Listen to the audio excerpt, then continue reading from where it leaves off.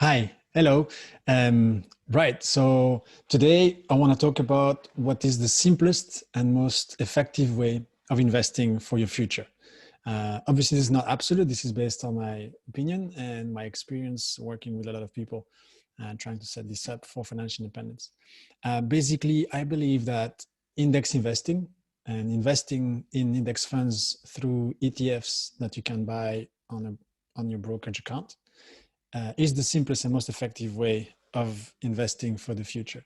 And today I'm going to speak about the three main reasons why that is for me. So the first reason is that with index investing, you will do better than the vast majority of professional managers and professional investors. So the data is very clear, and compiling the data from hundreds of actively managed funds, there is a report called the SPIVA Scorecard that is generated on a regular basis, which you can find on the SPIVA website, of course, and I will share the link. That shows how often or how many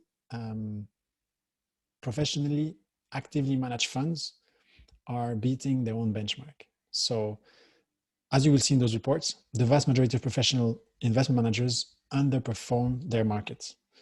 That means that in the vast majority of cases, the investor that invests in an index fund will do better than any of the actively managed funds that are trying to beat that specific index.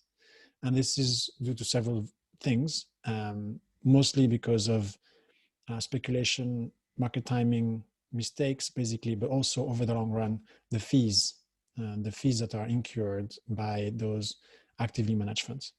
And so some numbers, if you want to know exactly what we're talking about. So on the SPIVA scorecard, the probability of active equity funds beating the market is about 15% over a period of 10 to 15 years. So only 15% of actively managed funds will beat their own benchmark, will beat the index over a period of 15 years. And most of us are going to be investing for at least 15 years, or we have maybe already. And so why would you pick a strategy that has 85% chances of failing you? Basically, if you pick an actively managed strategy, you have 85% chances of doing worse than if you pick an index fund. Now, this gets worse with time. As time passes, there's fewer and fewer actively managed funds that can actually beat the market. So after 25 years, we are under 5%. And after 50 years, just about 1%. And this is data compiling information from a very long period of time. I'm going to have to check exactly on this SPIVA scorecard, but you can check for yourself. And so as most of us will have a very long time horizon, right? So I'm 35 today, and I'm investing for the very long term. So, I might say, well, maybe I want to retire in 10 years or in 20 years or whatever, but my money will stay in there for the long term. The vast majority of it will stay for at least 50 years. So I'd rather make sure I'm in the top 1% by choosing the simplest and most effective investing strategy, which is index investing. The second key benefit for me of index investing is that you get instant wide diversification at the lowest cost. So what I mean by instant wide diversification, I'm saying that in one transaction, you can own the vast majority of publicly traded companies in the world. So that's at the very least 3,000 if you pick one of the global ETFs.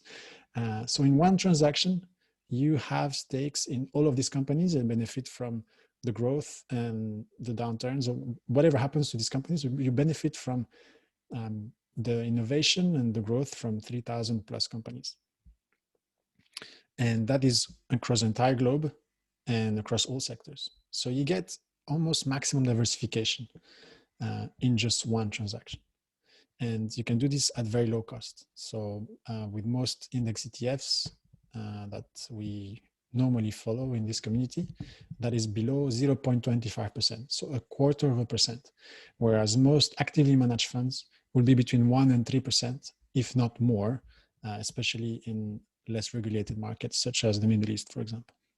So you get instant diversification at the lowest cost. And the last and most beautiful part of all this is that it's super simple, and it takes between 0 and 15 minutes per month to manage.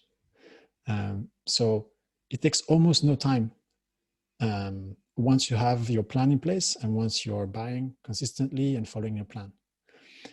What takes time is to learn about how to invest in index funds, and then how to set up your personal investment plan and then put into action. If you do this on your own, there's a good chance it will take you a few months. It took me 2 years at least to figure all of this out on my own, almost 10 years ago now. If you have someone to guide you, it can be faster, maybe in a matter of weeks or so. But that's it. So there's an initial investment, right? It takes some time. I'm not saying you have to do this full time during those weeks and months. It's just a few hours per week, a few hours per day. And once you have it in place, there's almost no work to do anymore. You simply follow your plan, you rebalance when you need, you contribute as you go, once a month. So that could be 5 to 10 minutes a month, or maybe less than once a month if your plan says that is the most efficient way to do that. And there are even ways of doing this when it takes zero time and everything is automated. For example, if you work with a robo-advisor, that costs you a bit more, but it would be far more efficient than most of the other alternatives. So that's pretty much it for today. It's very simple. I wanted to respond to one of the questions that was asked following one of my previous videos. So to recap, I believe index investing is the most efficient and the simplest way of investing for your future. And that's because you get the highest performance compared to all of the other approaches when it comes to investing in the stock market. You get instant diversification at minimal cost, and you can do this in less than 15 minutes per month. So with these benefits, it's very difficult to do better. That it's difficult to find investment opportunities that are better than that. It beats real estate investing, in my opinion, because the level of work and the diversification is completely different. And even in terms of performance, the data again here shows that index investing is better over the long term, right? So that was just kind of a high-level view of why index investing is so powerful. In future videos, I will talk about how to invest using index ETFs. And so I'll speak about my own strategy, even my own portfolio, and how I do this, and how you can also start investing for your future. If you're interested in diving into this sooner, before I release those videos, I invite you to take a look at my beginner's guide to index investing. I will put the link in the description or in the first comment under the video. This guide is something I've developed for the very beginners, and it takes you through all of the initial steps to get ready to start your index investing journey. So be sure to download that, and at the same time you can subscribe to my newsletter and get more resources as I develop them, because as you see, I'm going to be doing this on a regular basis. So if you subscribe, you'll get all of these in your inbox. Right, that's all for today.